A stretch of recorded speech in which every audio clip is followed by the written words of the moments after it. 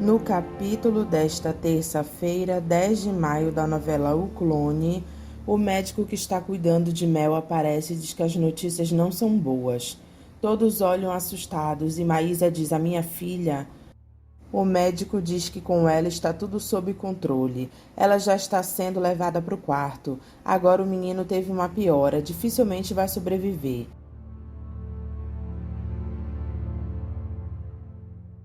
Xande fica arrasado e pergunta ao médico se ele tem alguma chance pelo menos. "Nós estamos fazendo de tudo, mas estejam preparados." Xande faz sinal com a cabeça que sim. Xande bate na vidraça perguntando para a médica sobre o filho dele. Ela manda ele esperar. Ela sai da sala e diz: "Pois não." Ele pergunta onde está o bebezinho que estava ali. Ela diz que ele teve que ser transferido para outra ala da UTI. Xande pergunta se ela acha que ele vai se salvar. Ela diz que sobre isso é melhor ele conversar com o médico. Xande pede desculpas e pergunta se ela conhece algum caso como esse que o neném tenha se salvado. Ela diz para Deus nada é impossível.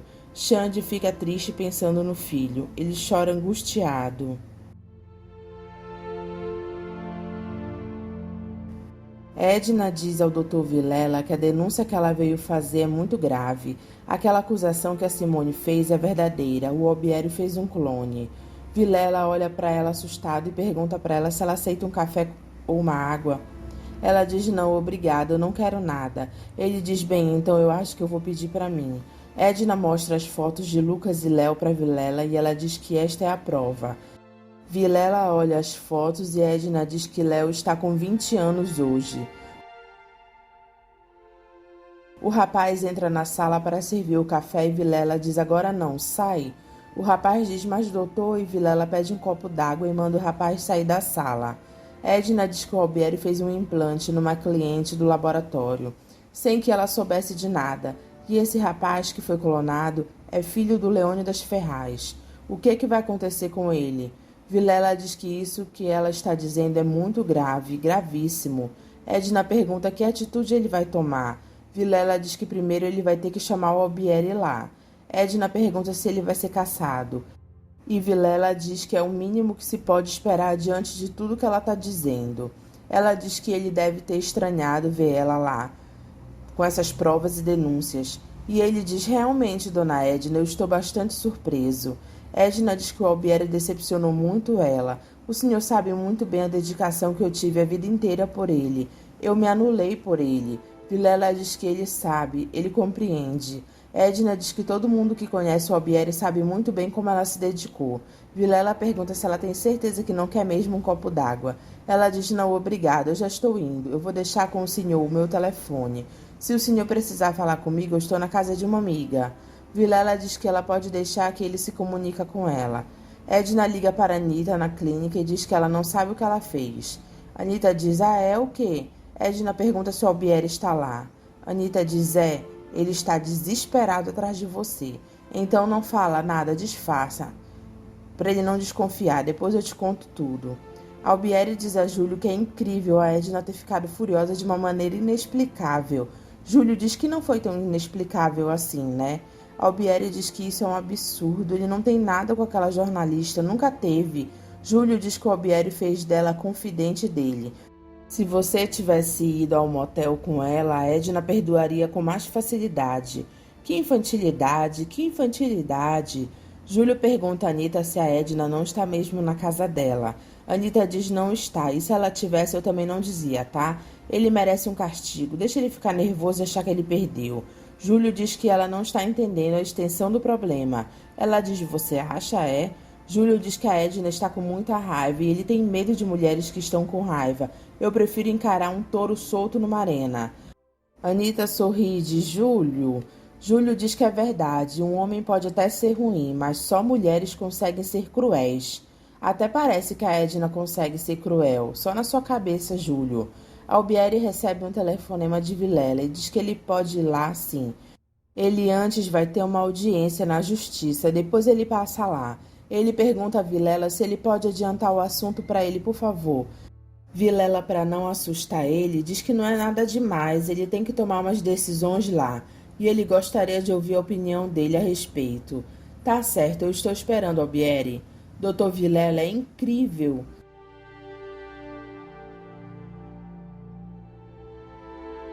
Xande reza pelo filho dele, pedindo a Deus que ele sobreviva. Ele promete que sobe de joelhos a escadaria da penha, se ele se salvar, e leva uma criancinha de cera até o altar dele. Deixa ele viver, por favor. Maísa aparece também para rezar pela Mel e o neto dela. Xande diz para eles terem fé, Deus vai ajudar eles. Os dois se abraçam e ela diz, vai dar tudo certo. Jade aparece para falar com Zen e pergunta como ele soube que ela estava lá. A gente sempre sabe onde estão as pessoas que a gente quer ver. Eu queria muito ver você. Jade diz que ela está no vento. Ele diz, não, eu tô aqui, Jade, eu amo você. Eu não estou testando meu poder de sedução, eu amo você. Jade diz, Zen, e ele diz que ele veio perguntar mais uma vez, quer casar comigo? Jade fica olhando para Zen e ele pensa, ela vai dizer não, eu fui precipitado. Ela diz, olha, Zen, e ele diz para ela não responder agora. Ele sabe que ela anda tumultuada. Eu te dou um prazo, eu volto daqui a 2 semanas, tá bem? Jade diz, tá, e Zen vai embora. Jade fica triste. Deus aparece e diz que absurdo. Ô Jade, quem que esse Lucas está pensando que é? Ele acha que pode sair espancando o filho dos outros e não acontece nada com ele? O que que há? Peraí, mas eu pego ele, eu processo ele não sabe com que ele está se metendo. Jade diz, Deusa. E Deusa diz que ela vai ser muito franca com ela. Para mim, tudo bem que você seja mais velha que o meu filho, que você tenha uma filha, que já tenha uma vida inteira atrás de você. Isso para mim não tá contando não mesmo. O que eu quero saber é se você quer o meu filho, se você tá afim de ficar com ele.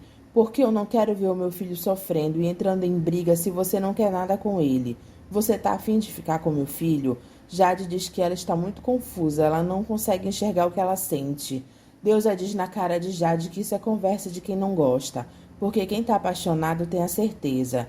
Jade pergunta se ela não entende que os dois são a mesma pessoa, só que num tempo diferente. E eu tenho que decidir se eu fico com o Lucas de 20 anos atrás ou com o Lucas de hoje. Eu passei a minha vida inteira sonhando com o Lucas, imaginando que se eu tivesse do lado dele, eu seria completamente feliz. Você sabe o que é isso? Deusa diz que ela sabe muito bem, porque foi assim que ela sonhou a vida inteira com a chegada do Léo. Jade diz que nada tinha graça para ela, nada era perfeito porque faltava ele, e de repente eu encontro esse homem novamente. E nada acontece, como eu sonhei que acontecesse quando a gente se visse. Deusa pergunta o que ela esperava.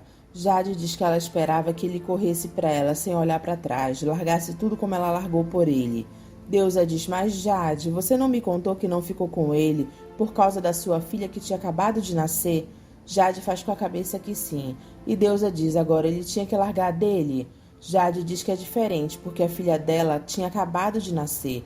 Deusa fica ao lado de Lucas e diz que é muito fácil a gente querer que o outro largue a bagagem se ela nunca larga a dela. Jade diz que não é nada disso, que ela não está entendendo.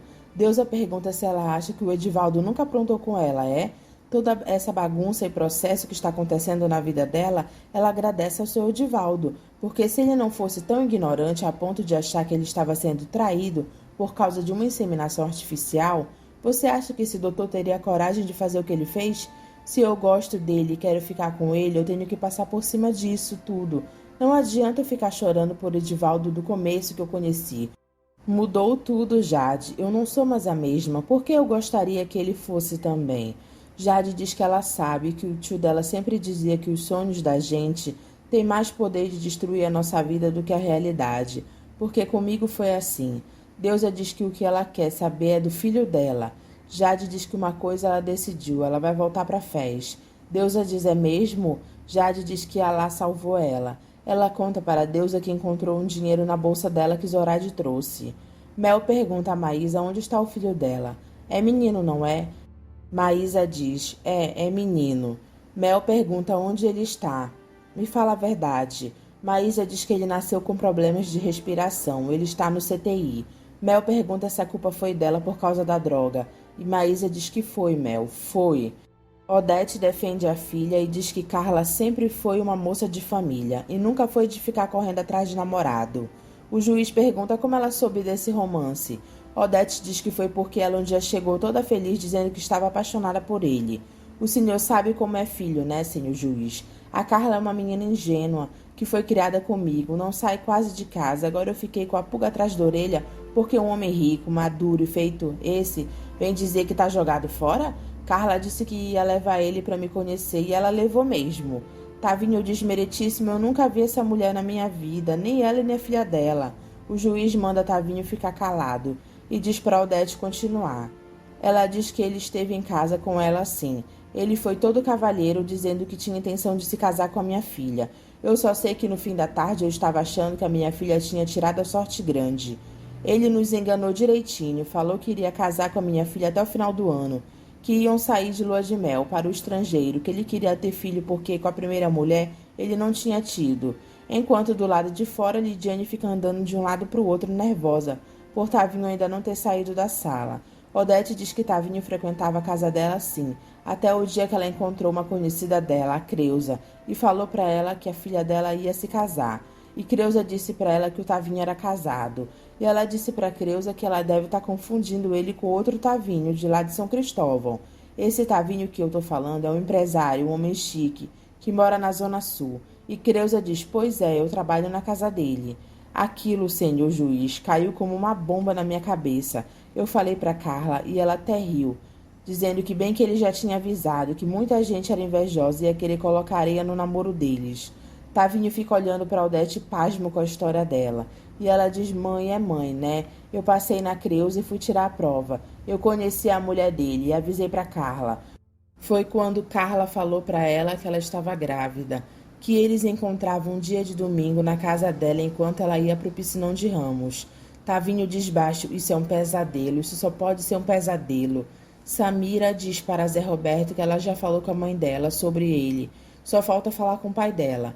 Ele pergunta quando ela vai falar com o pai dela. Ela diz que só está esperando o tio dela ir embora. Samira olha para o lado e vê Mohamed olhando para ela e ávido perto dele. Samira fica pálida e diz que ela já vai. Ele diz, Samira. Ela diz, Zé Roberto, fica parado aí onde você tá. Não me segue, por favor. Zé Roberto passa do lado de Mohamed que coloca o pé para ele cair. Zé Roberto tropeça no pé de Mohamed, mas não cai. Ele fica olhando para Mohamed e diz, ei. Mohamed disfarça e diz para Ábido, vamos? Miro liga para Xande e pergunta onde ele está, que está todo mundo esperando ele. Xande diz, Miro, meu filho nasceu. Miro estranha e diz, filho? Que filho? Samira chega em casa e diz, baba. Mohamed diz, Samira, eu vi. Latifa pergunta, o que foi que ele viu? Eu vi a tua filha na praça, sem véu, na praça, sentada, feita uma espetaculosa, do lado de um garoto, sentados juntinhos assim, parecido como dois homens. Samira diz que era o Zé Roberto. Mohamed grita, quem é Zé Roberto? Fala. É o meu namorado, pai.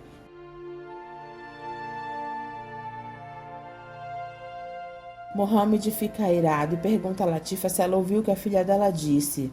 Latifa finge um desmaio. Olha o que você fez. Você mata sua mãe, o seu pai fica sem nada. Zoraide pergunta o que foi que aconteceu.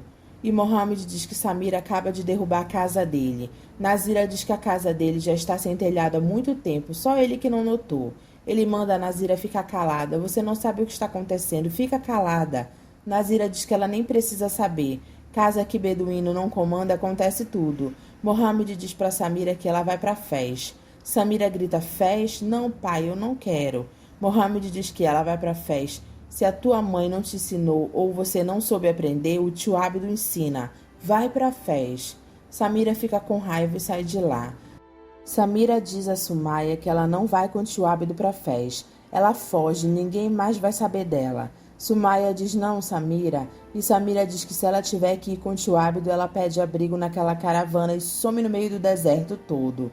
Sumaia diz para ela não falar isso e Samira diz que ela foge. Pronto, ela foge. Miro conta para Dora que o filho que a Mel está esperando era do Xande. E ele está agora no hospital do lado dela. Dora fica pensativa. Basílio conta para Dona Jura que nasceu o filho do Xande e ela não acredita nele. Mel pergunta para Xande se ele viu o bebê deles. Xande diz que viu de longe, quando ele estava na incubadora, mas não deixaram ele chegar perto dele, porque ele está muito fraquinho, Mel. Foi tudo culpa minha, não foi? Por eu não conseguir me controlar. Ele diz, Mel. Mel diz que ela está se sentindo muito culpada, ela não queria fazer mal para ele, não. Xande diz que ele sabe, pede calma para ela. Mas eu sabia que eu estava fazendo mal. Xande diz, você sabia, meu Deus do céu, por que você fez isso então se você sabia? Eu queria parar, Xande, mas eu não conseguia. Quando eu vi, eu estava subindo o morro de novo, me drogando. Aí bati a culpa e eu tinha que cheirar, me anestesiar de novo, para esquecer o que eu tinha feito. Xande diz, calma, vai. Mel pede desculpas para Xande e pede para ele dizer que perdoa ela, por favor. Xande diz que vai ficar tudo bem, Mel. Mel diz que se o filho dela viver, ela nunca mais chega perto de droga. Eu posso morrer de sentir falta, mas eu não chego perto. Xande abraça a Mel. Tetê diz para Alicinha que o Roger quer falar com ela agora, com urgência. Ela diz, tá bom. Ela senta na mesa de Roger e diz para ele falar o que ele queria. Ele diz que está lendo uma denúncia contra ela e que é de arrepiar. Alicinha pergunta que denúncia. E Roger diz uma ação que o Escobar entrou querendo os bens de volta, que ficaram com você. Pra você ver, né, até que ponto chega um homem apaixonado, Roger. Isso tudo porque eu não quis voltar pra ele. O Escobar é um homem muito vingativo. O juiz não aceitou esse processo. A Clarice incluiu aí o despacho do juiz dizendo que ele não aceitaria esse processo? Incluiu? Roger diz não mais. E Alicinha diz que Clarice não entende que, da mesma forma que o Escobar enganou ela, enganou a mim também. Roger diz que o apartamento era dele, está anexado aqui. Alicinha confirma que era de Escobar o apartamento, mas ele deu para ela de presente. Ela diz que ela abriu mão de tudo que ela tinha no sul por parentes mais próximos, porque eu estava garantida aqui. O Escobar foi o primeiro a me estimular a fazer isso, Roger. Aí, de repente, a nossa relação não dá certo. Ele fica inseguro e eu fico insegura, achando que ele está mal resolvido com a Clarice e ele me pede de volta? Você acha que eu estou errada em não devolver? Roger diz que ele não sabe mais o que pensar. Ela diz que ela vai dar um exemplo para ele.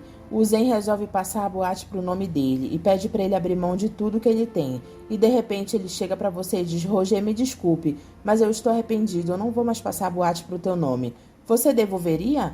Claro que não devolveria, Roger. Ninguém faria uma coisa dessas. Eu vou cuidar do meu trabalho, que é a melhor coisa que eu faço. Roger fica pasmo com Alicinha. Escobar desabafa com Anita sobre Clarice e Alicinha.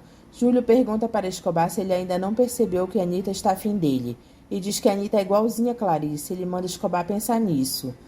Leônidas diz para Clarice que a moça da boate Nefertiti vai lá. E é para ela mandar ela entrar.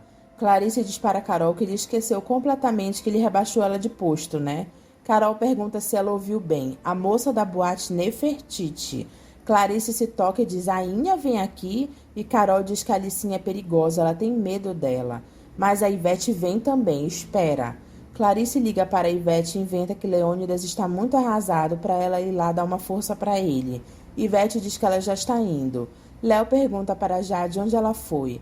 Ela diz que foi na agência, mas o dinheiro dela não deu para comprar 2 passagens. Ele pergunta 2 passagens para quê? Para onde? Ela diz, Léo, eu estou voltando para o Marrocos. Léo pergunta quando é que eles vão. Dona Mocinha entra na hora e diz, Jade, a Zoraide está aí. Jade vai receber Zoraide. Zoraide conta para Jade que a casa de Latif está desabando no chão. Mohamed diz que entrega Samira a tio Ábido e Samira diz que ela foge. Jade diz, ai, Zoraide. E Zoraide diz que Ali marcou a passagem deles para amanhã, mas ela vai embora com o coração tão espremido, deixando ela aqui. Eu já tomei a minha decisão. Zoraide pergunta que decisão. Jade manda ela esperar. Ela liga para Zen marcando deles se encontrarem. Zen diz que ele está esperando ela. Ela pensa, eu tô salva. Jade encontra Radija na saída da escola dela. Radija diz que ela tem que se harmonizar de novo com o pai dela, porque a casa está um inferno com Rania que não gosta dela. Jade pergunta a Radija se ela quer ir com ela para Fez escondido. Ela já conseguiu dinheiro para comprar as passagens delas. Radija diz, tá, eu vou arrumar minha mala. Jade diz que não, ninguém pode desconfiar. Ela fica explicando para Radija o que ela vai fazer. Rania diz a Radija que ela e a Mina vão fazer uma festa para ela, bem bonita, para ela chamar os amiguinhos dela. Said diz que Rania que teve a ideia porque ela gosta muito dela. Radija pergunta quando vai ser a festa. Rania diz no final de semana. E Said pergunta se ela está contente. Radija sorri e diz que está. Rania vê Radija arrumando as coisas dela e pergunta o que ela está fazendo. Radija diz nada, eu só estou arrumando a minha roupa. Rania diz para ela deixar que a criada arruma para ela. Radija diz não, eu não quero, eu quero escolher o que eu quero colocar na festa. Tá bom, então fica bem bonita, tá? Radija diz tá. Tavinho sai da sala de audiência e diz para Lidiane para eles irem embora, porque ele não sabe o que é capaz de fazer com aquelas duas, se não tiver um juiz para separar. Vamos embora, senão eu vou esganar essas duas. Ivete chega na empresa de Leônidas. Clarice diz, Ivete! E ela diz que Clarice fez bem em ter avisado ela, e pergunta onde ele está. Clarice diz que ele está na sala do Lobato, mas ele já está vindo. Me fala de você, como é que estão as coisas? Nem te conto, tá um tumulto lá em casa, mas você já sabe, né? Mas eu tô muito feliz. Clarice diz, ai que bom, Ivete. Alicinha aparece sorrindo na frente de Clarice. E Ivete diz, Alicinha? Ela se vira não gostando de ver Ivete lá. Ivete pergunta o que é que ela está fazendo lá. Alicinha fica olhando para ela. Vilela recebe Albieri. Eu não sei se você sabe, mas a sua esposa esteve aqui.